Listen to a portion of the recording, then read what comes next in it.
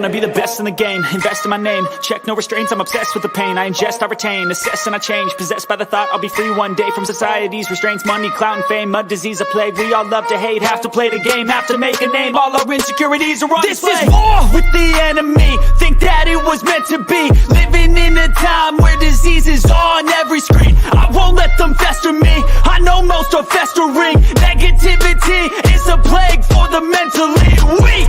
No mercy, all I got is working. Never stop searching, never quench the thirsty. I'm toxic and psychotic, with this logic you can't stop it. It's been chronic since I was a boy, so neurotic and chaotic. I'm built to last with the webs I'm weaving. I could change the past with all I'm achieving. Got my foot on gas, never stop competing. If you break like glass, then this life's gonna eat 'em. Make mistakes real fast, then you learn how to beat 'em. If you take off the gas, you can see all the healing. If the pain's in the past, move on from the grave and put your foot on the gas. No, never stop competing, yeah. I've been doing this, I'm on it, I just wanna be iconic. Sipping on a gin and tonic, got me going off when I'm on this topic, yeah. If I ever play, I want it, you know that I'm always honest. Stay away from those who are toxic, keep them out your face, no way, you don't want it, yeah. Don't try to drain my energy, the enemy is everything. It's mentally, unhealthily, spreading like a rare disease. But I won't let it get to me, I don't need your therapy. I can leave a legacy of leading by intensity. Come on, we can fight this, freedom is priceless. Spread just like a virus, living in a crisis. Do you feel courageous? Do you seek?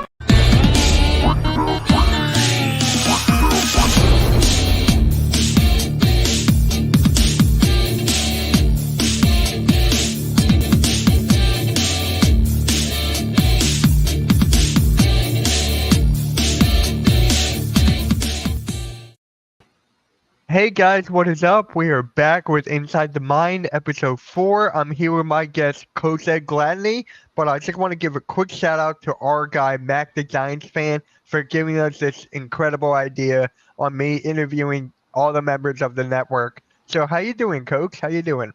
I'm great, man. I really appreciate you inviting me in today, so thank you. How about you? How are you feeling?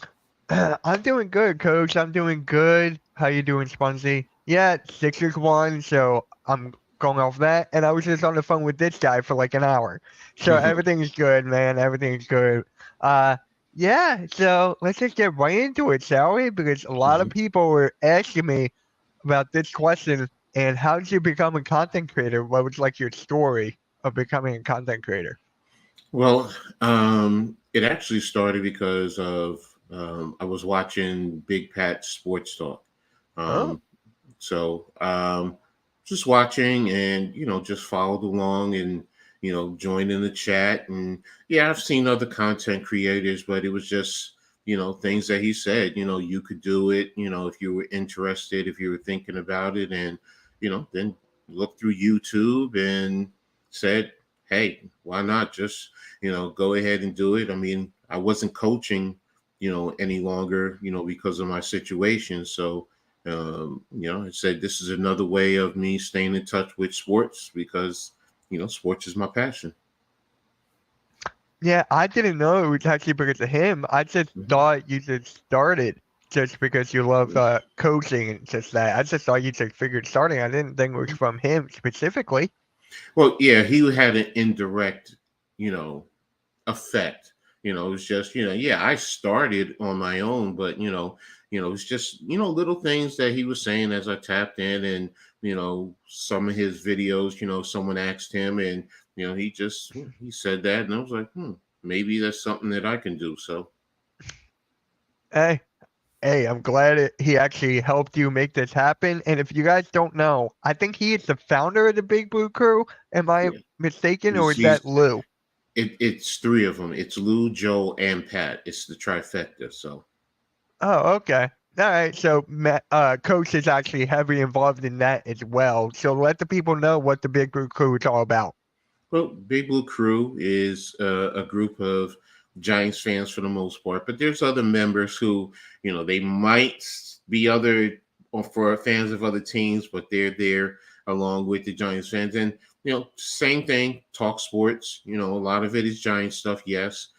but there's the emphasis is on the Giants, and that's pretty much how it goes. So just like with the hardcore network, you have a lot of heavy influence of Eagles fans, but there's other people who are other fans. So, I mean, I deal with this. I do with the Big Blue Knockout, which is a lot of Giants fan also, but same thing, and that's the beauty of this type of entity. Yes, just because you're a fan of one sports grouping doesn't mean that, or team, I'm sorry, doesn't mean you can't associate with other like-minded fans of other teams, because that's what it is. There's some great content creators in your own fan base, but there are great content creators in other fan bases. So, and that's what the Big Blue Crew is about. That's what you guys are about. That's what the Big Blue Knockout is about. So and I appreciate and love it. Yeah, that's what me and AK just strive. We just like get all these people to work together. Like we had Cowboys content creators with us in the past, like Mhm. Boys for Life, Coach Cowboys, who would actually do shows with AK and stuff like that. So not a lot of people would think of that, especially. What is up, Blaze? How you doing, Absolutely. man? Mac the Giants fan, what is up? Shout out to Right. you. What is up, man? And actually, I don't think a lot of people know this. How did you become a member of the Hardcore Sports Network? One of the reasons is you, because you were asking, but Yeah. it's actually Jeff. Yeah. Because we Jeff and I used to always cover the Giants, and he used to always tell me about the crew, and he just say, give it a try, just talk to you, talked about AK and the other members of the crew, and I used to watch, and you used to ask. I mean, you always ask, so, and finally one day I just said, hey, I appreciate it. I mean, yes, initially you once you learn, because something that I'm not wasn't familiar with, you worry about people coming in and taking control of your channel, because yeah, you have to open yourself up to a certain extent, but the control is completely up to you. So but I mean, that's the beauty of it. And once I learned, I was just like, all right, it's nothing but a family. That's really all it is. So Yeah. And exactly. When I was on the phone with Halftime, we were just talking about how the Hardcore Sports is just a family, how everyone's here helping each other and everything.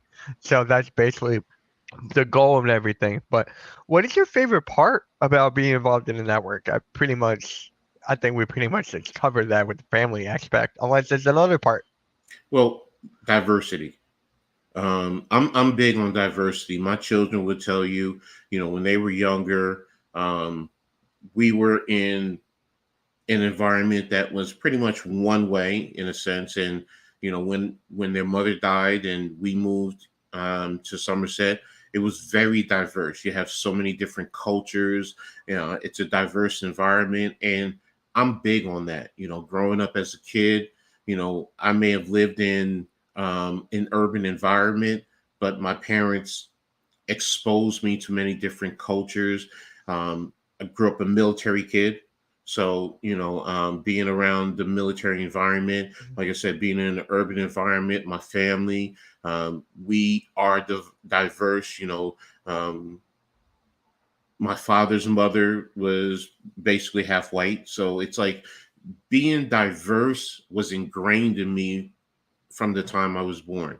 With my parents, my father's American, my mother's from the West Indies. There are the cross cultures, and being a part of this is, I look at it like that. Many different fans from many different bases, different sports. Football, wrestling. Basketball. Hockey. I mean, even gaming. It's the diversity, different races. Again, it's that's how I look at life in a full lens. I look for diversity. I don't want to be just stuck in one picture in one lane. I like to be open to more, because it also allows me to learn. it's not just that environment, but I learned people. So, that's the one thing that about the hardcore that I love and appreciate is the diversity that's here. Yeah, and I just want to bring up the Pick and Roll podcast where me, you, Hmm. Next After Andy, Blaze, Rio, from the Just Fans podcast. Hmm. We're all different fan base, and we just come together once a week, every Wednesday at 5 p.m. Eastern Hmm. Standard Time. Shout out to TRL as well. He's involved whenever he can. And then we just talk basketball. It's like Hmm. there's no arguments, no issues, and we just love it. That's basically what I love about basketball. Hmm. Brings Exactly. people together. Hmm. Really does. So, how's the story? What is the story of you becoming a coach? Um, actually started in 1981, when I was 14 years old. Um, one of my brothers at the time was playing youth football. So when I was the big brother, so since I wasn't playing football, I couldn't play in high school. Um, I had to take him to practice, and I was always there at practice. And a lot of times I would pick up balls, toss them to the coaches. I was there. I knew the head coach. I knew his family. So and then one day he just said, "Hey, Skosh, I'm sorry." Um, that was part of my nickname growing up. But he was like, come on, I see you're always here. Football. I mean, that was another thing. Growing up, I knew the game of football. Even as a little kid, I had a tendency of telling you who was going to get the football. So I was 40 to 50% accurate, and that's because I would pay attention to the tendencies. And Coach Palmer, saw I was there, and he said, come on, you know the game of football. How would you like to be a coach and be a part of the team and get to be around everyone a little bit more? And I said, yeah, that was a different thing, and it just started picking up from there. And ever since then, it was Coach Ed. And even when I was in college playing football, I always came back, and I was a part-time coach, and I just expanded from there and learning the game and studying and building. That's how I started being a coach. Wow, I didn't know you were a part-time player and coach. That must have been Hmm. really cool to see how you can actually see it on the field and on the sideline. So I Yeah, never yeah, thought of that. yeah. It was a great opportunity. A lot of times, during my games, excuse me, a lot of the kids that I would coach, and where I was at in Plainfield, we were part of an intercity league. So it's not like we went to other towns. We had, I believe it was 10 teams in the league, and once I started playing, um, a lot of the coaches would come and my kids would come to the games.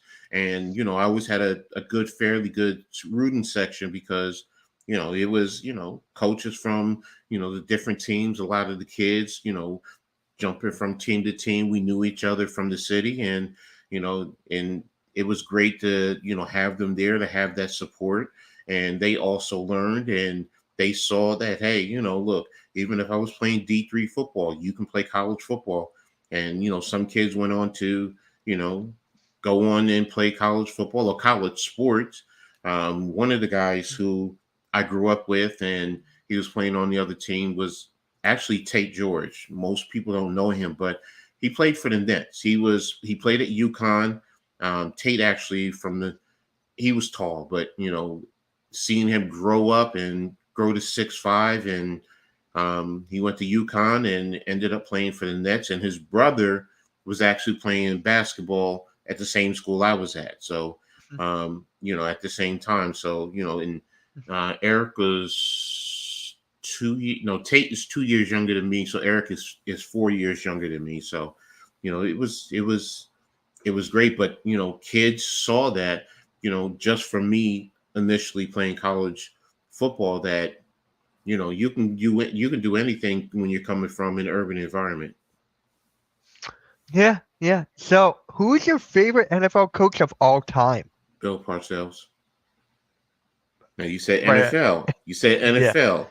I So did. my favorite coach, though, to be honest with you, is Greg Schiano. But Oh, yeah, okay. Schiano, I always we used to go to his coaching clinics. Um, I probably went to probably what, maybe 8 years of coaching clinics from him, and then Kyle Flood. But my favorite NFL is Bill Parcells, and being a Giants fan, excuse me, um, it was actually close to being Chuck Noll though, because I grew up. My dad's a Steelers fan, and that's how I got into football. My dad used to sit me down, and I used to watch the Steelers of the '70s. I knew all about them, everything, all the players, Chuck Noll. But once I became a Giants fan and Parcells came on board, that's who I really, in a sense, mentored myself after in terms of coaching the game of football. Hmm. Now, I've always wondered this. Was there a coach out there that you would take some of their game plan and use it for yours? Was there always a coach like that? If you're a coach, to be honest with you, there's a little bit of every coach that you've ever interacted with. And it doesn't matter what level. There's high school coaches. One of my good friends, when I did minor leagues to my pro, I was there with him. He did high school, so there's things that I've taken from him. But like I said, Coach Shiano, there's a lot that I've taken from him. In terms of his style. My defensive line coach, Coach Dunn, shout out to him. He was very, very, very cerebral. His assistant coach, Coach Cunningham, was more the, if you want to say those two together were good cop, bad cop, in a sense. Coach Cunningham would yell at you, get on you. Coach Dunn would pull you to the side and talk to you and well, why did you do that? This is what I'm looking at, and so on and so forth. So I take from every coach. Even today, I sit and I watch things and I say, well, if I ever get on the sideline, I like that. I sit down and look at game strategies. I visit a site called Coach Two, Hmm. and I strongly recommend it to anyone, even the casuals. There's a lot of free stuff on there that you can go on and learn the game and expand your knowledge, but I look at every coach, and I like to learn from every coach. So it doesn't matter. To be honest with you, even coaches who my favorite teams coach against, I watch. I like the strategy. I like the game. And, I break it down. Well, they did this in this formation, in this territory, in this down and distance during this time of the game. And I try to understand, and this personnel, they did this. So, and I try to understand and learn from it. And then that can also be incorporated into what I do in terms of my game plans and in my playbooks.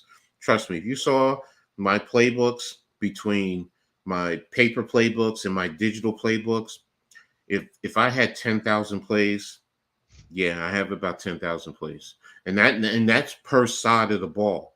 That's not just in total, that's per side of the ball. So like I said, it's philosophy. Why do you do this play? It's and sometimes you might look at a play and you're going to attack a play like a running play. You might attack a team in the C gap.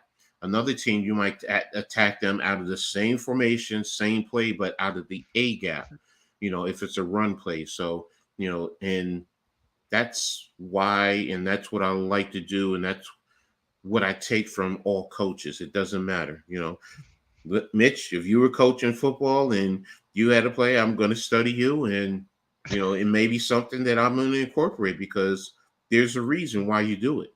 And if it's Yeah, successful, that's even more reason. yeah. I mean, there's probably a time where you were going up against another coach and they tried to use this play on you that didn't work, but then you Hmm. tried to use that play, but it worked Hmm. for you. I Exactly. guarantee that's Exactly. actually kind of. It has happened. It has happened before. I've shut it down, but when I go back and I look at the film and I've studied them against other teams and I've seen the success. Yeah, you're right. There's times I'm gonna, utilize, certain plays. I mean, early in my career, um, I used it's gonna I even though I hate them early, I used to use a lot of plays from the Dallas Cowboys, and I'm talking about the Dallas Cowboys from the 70s into the 80s. Mm-hmm. One of the things is their old school offensive line, before they got down into a 3-point stance. Something as simple as they would put their hands on their hips, quarterback call cadence, and they would pop up and then they would get down into their stance. And that was one of the things that I used to teach a lot of the kids growing up. And then, plays that I used to, use, Tony Dorsett off tackle, simple power play. That's one of my base plays, and I started from the Cowboys, but it's something that, is used throughout all of football. So, it's that I've used Lou Holtz. I love Lou Holtz and Notre Dame early on, with their read option out of the I formation, because when I studied the option offense first, it was wishbone offense, and it was used by Oklahoma when they would run it back in the day, and then Lou Holtz came in with the I formation between him and Nebraska, and then I would do different variations. Fullback dives would carry out the read option, with everyone else, speed options, option pass. So it's different aspects that and different plays that I use in the course of my offensive game plans. Mm-hmm. Yeah. And shout out to my guy Mike. He's in the building. What is up? The Eagles Super Bowl Pacers ran the Philly special in the first time that game. So there you go. Yeah, that's a good one. What is up, Philly Butterfly? special. Philly special was not just it's just the Eagles call. If you go back in history, that play has been around for a while. I believe so. I believe so. It's just for the younger generations. That's how they know it now. It's a Philly special. So tell us something that we may not already know about Coach Ed. If there's something you would like to share that we don't know about you. So many different things. Artistically, I'm an artist. Growing up, I would sit in my room and I would draw for hours. When I say for hours, I could be in my room drawing for about 6-7 hours. And when I was in high school, I was part of the art club, and we did a mural in our cafeteria, and it said PHS, and was done in graffiti style, because back in the 80s, graffiti was the thing back then. And, it was, different aspects of the city incorporated into it. So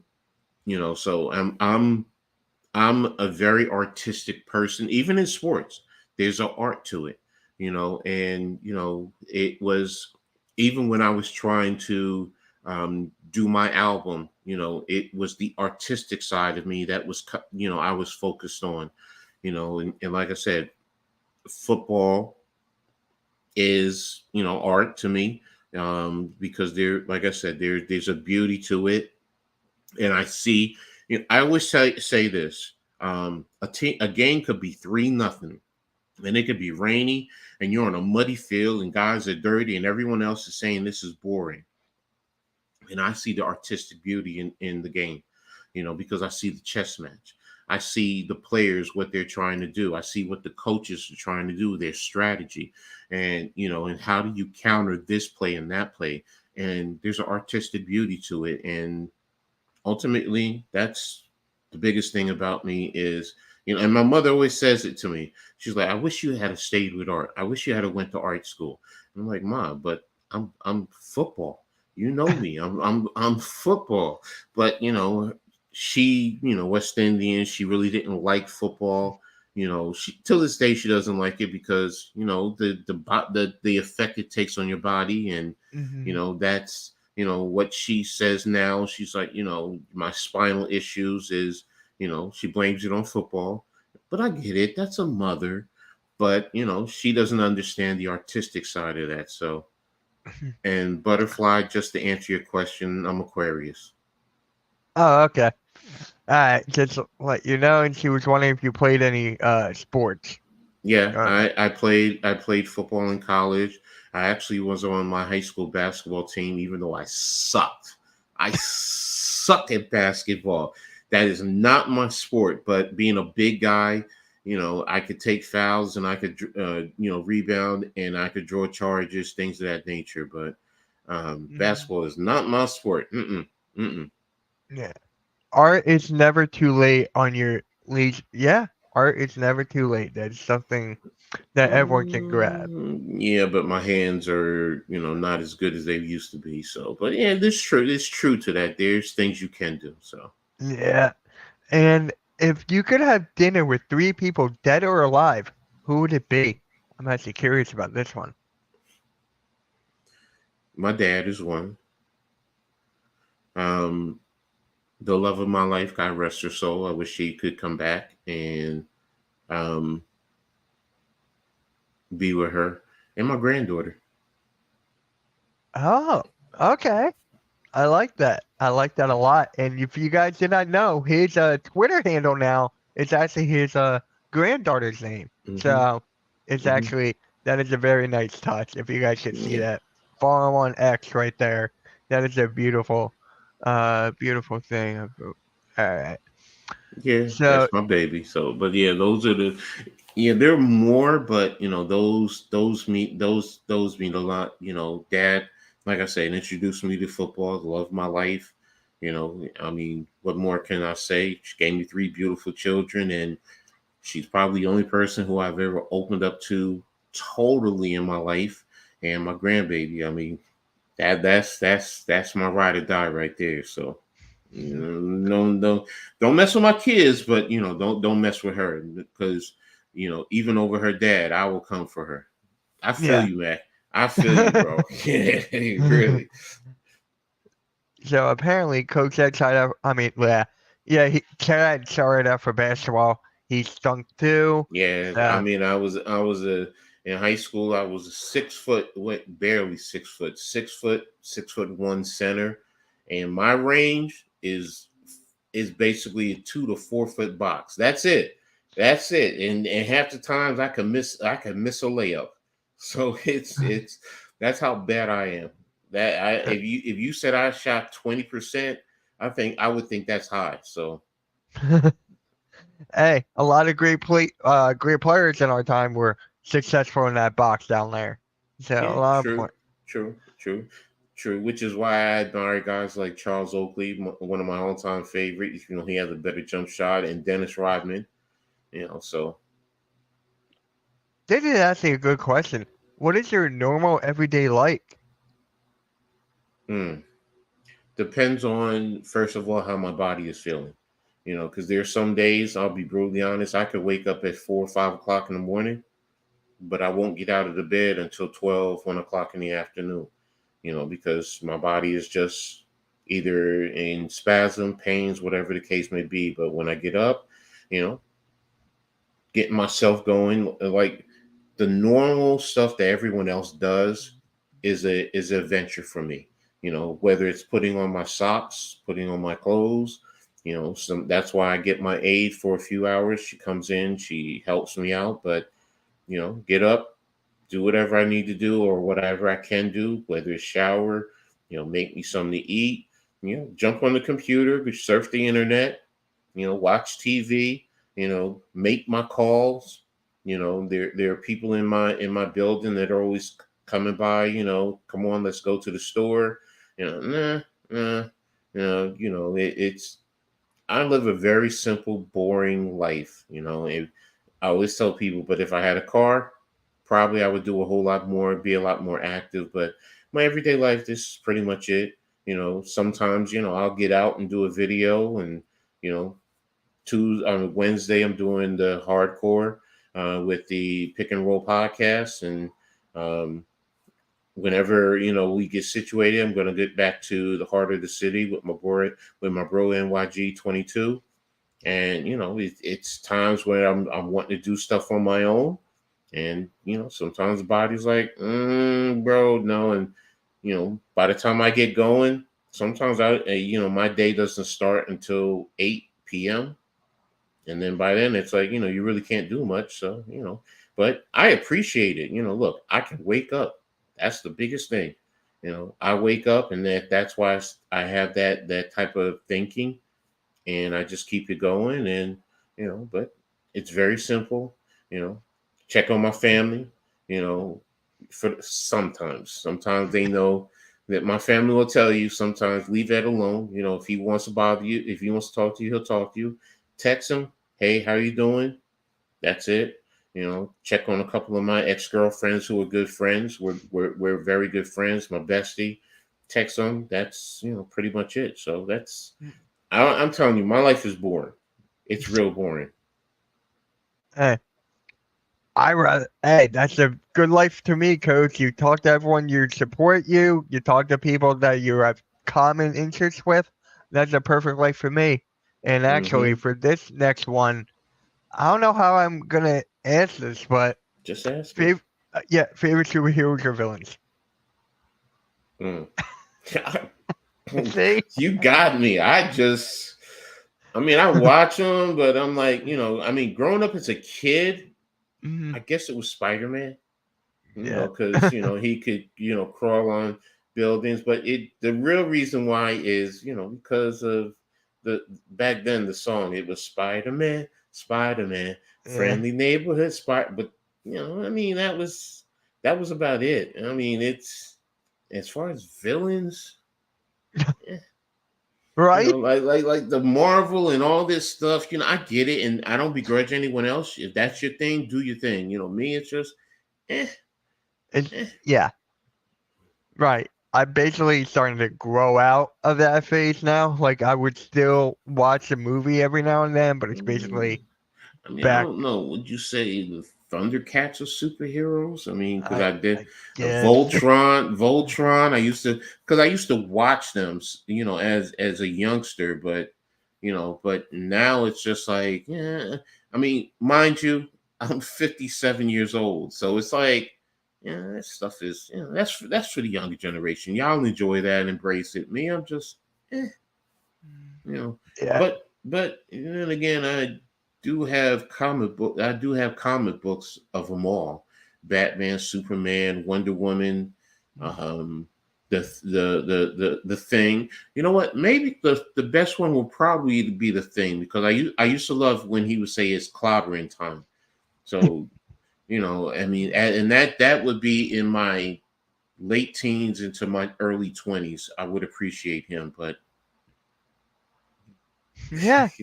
yeah, Yeah. butterfly. I do have a peaceful life, and like I said, I appreciate it.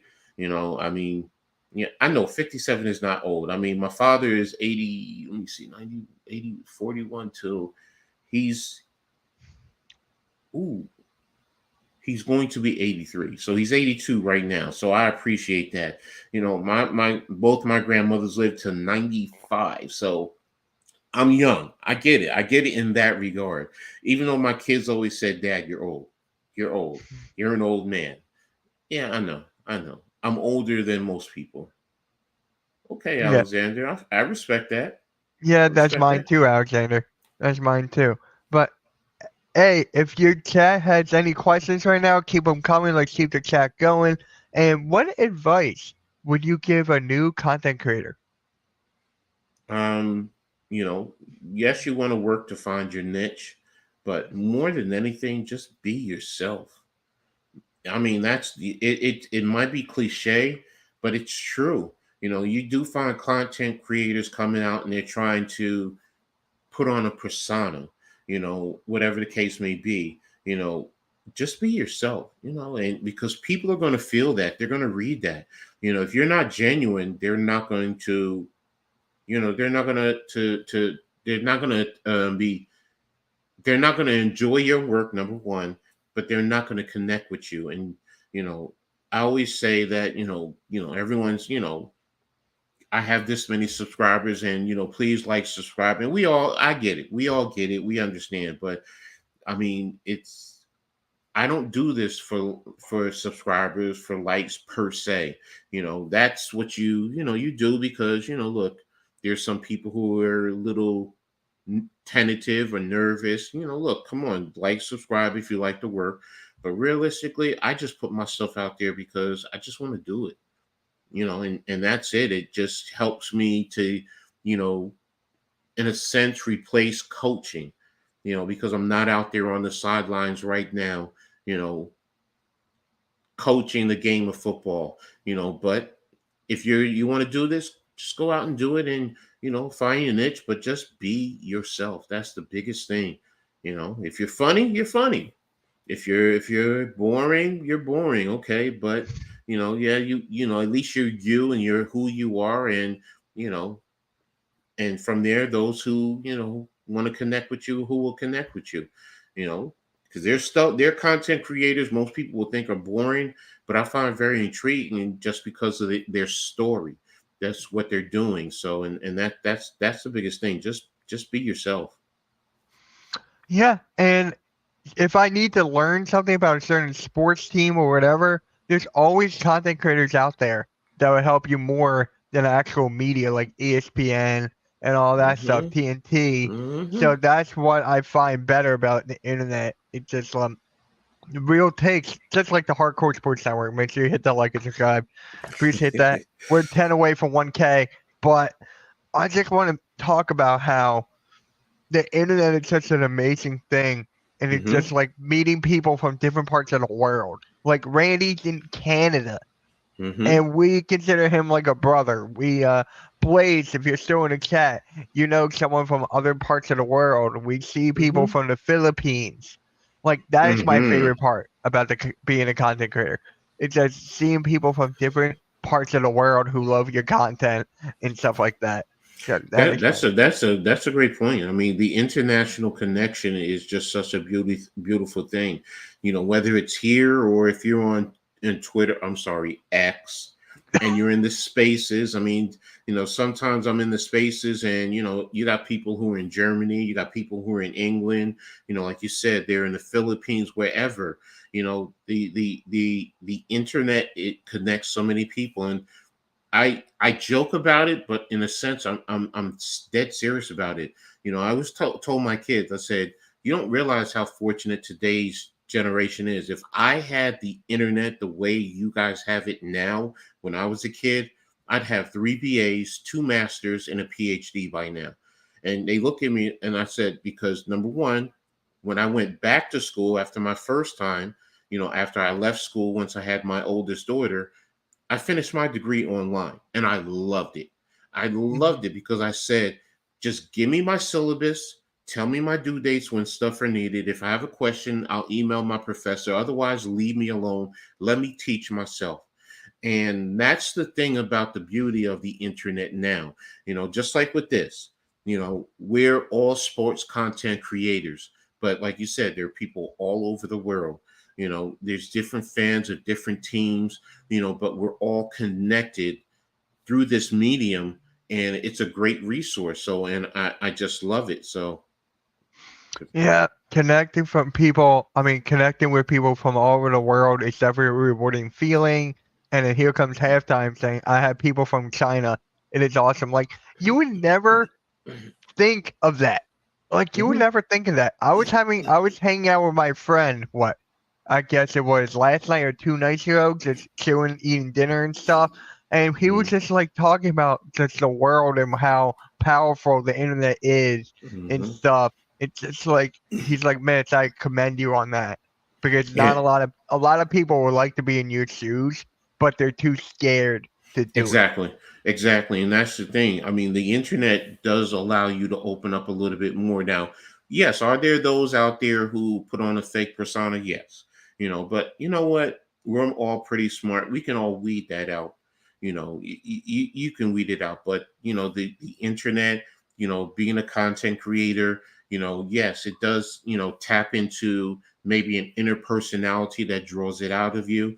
You connect with so many different people, and one other thing, you know, the opportunity when you have the chance of meeting those people, because like with the Big Blue Crew we were talking about earlier, you know, they met up a couple of times, at the draft and at a game, and you had people from all over the country, like Big Pat. He's a Giants fan and he's in Louisiana.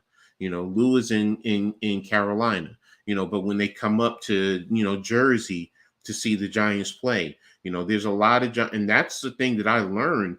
I used to always say, Cowboy fans, they're all over the place. But the reality is every team of every sports team has fans all over the country, all over the world. And this is how you tap into, your sports fan, your sports fandom, and then the opportunity to meet up with everyone. Mac knows what I'm talking about because he was part of that, meeting up with everyone. And that's the beauty of it. When you have the opportunity, yes, we see each other through this lens, but then we become a family. But then when you have the opportunity to meet each other, it really strengthens that fandom and that family feel. So Yeah. that's why being a content creator isn't just about putting out content. It's a family. It really is. You'll have good times together. Hey, you'll get on each other's nerves sometimes and argue and fight. So, just like any other family member. So it's a great Yeah. medium. So it's like with WrestleMania. I'm gonna go to night one. So I get Hmm. to meet Earl, who I've known for 11 years. It's my first time I get to meet him. I get to meet See? AK. I get to meet Blaze. I'm gonna meet like other people from my other network. Probably Philly halftime. He's gonna pop up in the parking lot and be like, "Hey, what is up, a-hole?" or something like that. So it's just like amazing how we could just do this over and over. And halftime wanted me to tell you this, that he's Mhm. been waiting for me to interview you because you're just an inspiration to so many people. That's coming from halftime. Well, thank you. I appreciate it. But I said it earlier, I'm a simple man. I'm boring. And I just love, I appreciate the simplicity of my life because truthfully, that's really how I was, when I wasn't in my current physical state. I was a simple man. I was a single parent raising three kids. I'd go to work, coach football, come home, and be a dad. That's it. I didn't want to, when I was younger, I used to run the streets. Yes. I used to do my thing and, whatever. But once I learned there's nothing in the streets, it's real simple. Family life, which is what my dad did growing up, and he used to try and knock it into my head. But you know what? As a kid, you don't want to listen to your parents, but now that's why, I appreciate him and I respect him a whole lot more. And, he's simple like me, he, with my stepmom, they have their life together and he has his home and 80, going on 83 years old, and he'll go out into the yard and he'll cut down trees and do whatever and then go over to the base and go around and mingle and do a little bit of exercising, and very simple, nothing too extravagant. Root for our sports teams. That's pretty much it. Uh-huh. Yep, and it coming from Butterfly here, especially Mitch, hardcore halftime Blaze and you, Coach. At the end of the day, we're just here for each other for a good conversation. Mm-hmm. Mm-hmm. Like, there's not a lot of people out there that are like this genuine. Like, all they care about is the clicks, views. They'll even spend money for that. They'll spend hard-earned money on that, and I'm just like, why? Like, I just don't understand that. Bro, I don't get that either. When I heard about that, it's I'm like, and it it for me it has to be logical. And Hmm. what's the logic that you're going to pay for fake people in a sense? That's really what you're doing. You're paying for fake people. Okay, that's your thing. I don't begrudge you, but I don't see the logic in it for me. I mean, look, if I get one person that likes my work, okay, great. If I get no people who like my work, okay, great. I did it because that's what I want to do. And if anybody takes anything from it, great. If not, oh well. I'm real simple, real all that other stuff, and again, this is a new realm for me because I haven't really been doing it that long. I mean, what I really got into it last year. Was Yeah. it last year? Yeah, no, year Was and a it? half ago. No, it was almost 2 years because Jeff and I did the first year last year. This past Right. season was a little bit old. Yeah, Jeff passed in April, right? Yeah. Yeah, it was April. So yeah, it's going on 2 years.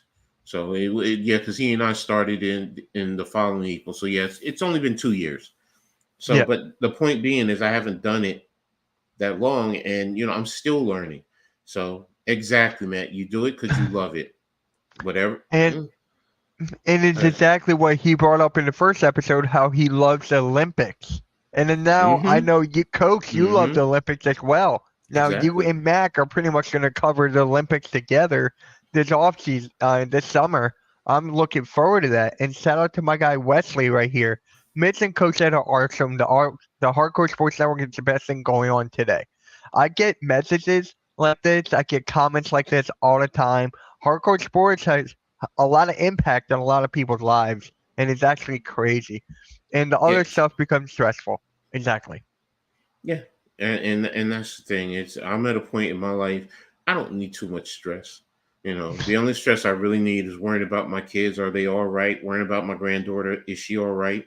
Other than that, I mean, we already have enough stresses in our life. This is supposed to be, in a sense, fun. So it's just like when I coach football. As crazy as it sounds, that was peaceful for me. Because I would go and I could sit and I could be on the sidelines, I could be in a booth, and I'm sitting around thinking about the game, the strategy, and that helps me relax. Even as chaotic as it can be on the sideline, guys yelling, arguing, fighting, worrying about what the other team is doing, but it's just relaxful, it's peaceful, and it's simple. I can't say it enough. I like simplicity around me for the most part, and things that are simple in my eyes. Let me put it like that. So, Yeah. and that's pretty much it. And here's another thing too, who people who don't do content creations, who's not a YouTuber, they don't know how much work comes into the behind Hmm. the scenes stuff. Behind the Hmm. scenes stuff is more important than what you see on the screen right now. That's Hmm. why I have to give a shout out to every content creator I've ever met, especially Philly Halftime. Him and Mrs. Halftime are putting in the work right now. They just hit 700 subs. Like, he had a historical stream last night. Shout out to you, Halftime, my brother. Congrats, halftime. Yeah, So, congrats. Matt, Mitch, you're so right. There are times when I'm not gonna lie to you. It's just like, I don't feel like editing the video. I'm just putting it out there. Whatever happens, happens. And Right. then there's times when I sit down and I really edit it and I put in the time and I put in the work. I mean, I admit it. Hey, I'm lazy. I am not gonna lie. I'm lazy. Sometimes it's just click, click, boom, there. I just want to do that. That's it. That's it. But then there's times it's like, what? I really want to give a better product. And, I get on myself. I'm very hard on myself, harder than anyone else in life. Most people tell me, coach, relax, you're fine. Nah, I'm a perfectionist. But, the times I'm just so lazy, I'm just like, I did the video. There it is. If you like it, you like it. If you don't, okay. It doesn't bother me. Yeah. So I mean, and that's the thing. Like I went into, being genuine. There are times when, yeah, I could sit and I could really dive into this and dissect it, and I'm also learning the editing aspect of it, because that's it. I mean, I'm the one that taught myself how to do that, and I look at it, I'm like, yo, Ed, that's trash, that's garbage, But everyone, oh, that's nice, you did that, da, da, da, da. I'm like, man, come on, man, I could do so much better, but Yeah. it takes a lot of work to do this, ladies and gentlemen, a lot of work. And imagine you go to work, come home, do your family life, then you do a video, then you have to edit it. That's why, Mitch, have to, all you guys, Big Pat, I sit and I watch Big Pat, how much time, in NYG, how much time they put into what you see. I'm just like, yo, I'm amazed at the work, and it's just like, time is I always say time is more valuable than money. You can lose money, you can make it back up. You cannot get back time. And for the time that you put into doing that, that's why I appreciate it so much more, man. Hmm. And not a lot of people know this too. And guys, we're just going on a conversation right now, but what I'm about to say is going to be very important. One of my good friends now, I've just seen him. What was it? I bumped into him like what? I'd say like 5 months ago, give or take. And then I found out he does YouTube as well. Shout out to him, Antibiotic Alec. He's like a fitness content creator and stuff. So Mhm. we meet at Starbucks and we just help each other work once or twice a month. And now we became really close, and he's actually one of my very good friends right now. Hmm. So it's like just the power of that. And we met on Tuesday. We're going to hang out again. And because of him, Hardcore Sports is what it is. He gave me tips. I gave him tips and all that stuff. So, and honestly, I'm one of the laziest people ever. Because you look, this is all I do. Video game. That's all I freaking do. And people think I'm like, I work 24/7. I'm like, I'm going to play this right after. So it's like, I'm not that. Look, bro, you said you're gonna do that. I'm gonna get up, go try and figure out what I want to cook to eat. I mean, I got some meal preps in my refrigerator. But then I was just saying to myself, do I want to go through that? And then it's like, you know what? Well, Ed, your doctor's been getting on you, so now you have to do this, you have to do that. So get your right supplements into it. A salad, but do this. Take your protein shake, or should you go make a protein shake? And it's just like, and then sitting there doing it with my hands, my back. It's just like, then I'll probably go, okay, well, you know what? Let me go take my pain meds. And I'll pop a pain pill in just to get myself going. I get you, bro. I get you. So that's why it's just like, and then I'll probably call a game on because we have the show tonight. Tune in tonight for the NCAA selection show. So so we're going to be doing that. So it's just like, I get it. So then it's just like, well, now, once I do that, maybe I go shower. And like before the stream, I said, well, I didn't shave, but then again, I wanted to try and grow in, a little bit more, so, shout out to Michael K. I got the idea from him, so, I get you where it's very simple, real and, simple. and of course, Butterfly has to bring up the brownies. Of course, Yeah. Butterfly has to Yeah. bring up the brownies. Where are my brownies? Shout out to you, Blade. Shout out to you. But at the end of the day, this is basically why we're here. It's just a family, just learning about each person in the network. That's why I like to thank Coach Ed for hopping on for episode 4 of Inside the Mind. So, Thank you, Coach, boys. who would you like for me to interview next? Earl Cole, Nick, or Randy? You get to pick. It'll be my vote. Your vote will count as mine. Nick, since he's just coming back. Talking about Nicky Oh, Steves, right? no, it's a different Nick. Oh. So Butterfly goes Then it's for going to be Rain. Earl. Then it'll be Earl. Okay. All right. We'll see how that poll looks in 24 hours. And then, I know I heard that pause, but I have not met Y'all Randy. kill me with that pause stuff, man. Y'all kill me with it, man. Because and trust me, guys had hit me with it all the time. Big Lou all the time. Pause, coach. Pause, coach. I'm like, yeah, I'm old school. First of all, number one. Number two, the stuff that comes out of my mouth back then, y'all would cause me to death today. It's like, leave me alone. Yeah, but I'm the guy who will pause himself. Yeah, no, I pause myself. I know. And Butterfly, thank you. I know I look nice, and as I always say, I'm the sexiest fat man on the earth. You'll never find, maybe my boy Ox. Ox is, he's more. We're both of the same mind. We both say we're big guys and we're confident in our size, and we don't hide from it. And it because, and I always tell people seriously, confidence is probably one of the most sexiest thing in people, and that's what draws people in. Because you have to be confident. If you're not confident, people don't want to be around you. That's true. That is the truth. For me, it's confidence and intelligence. Especially in a woman. An intelligent woman will attract me. Wow. She just, that's why the love of my life.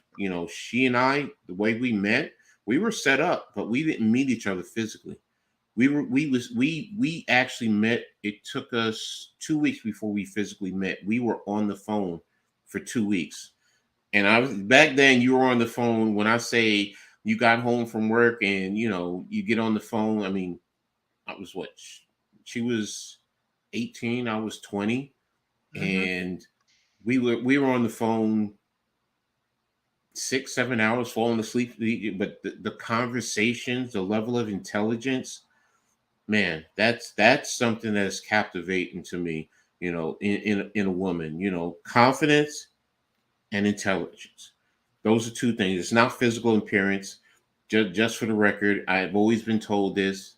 I don't have a type. No, I've dated women of all races, sizes, ages, socioeconomic backgrounds, political backgrounds, religions. It don't matter to me. It's, are you confident and are you intelligent?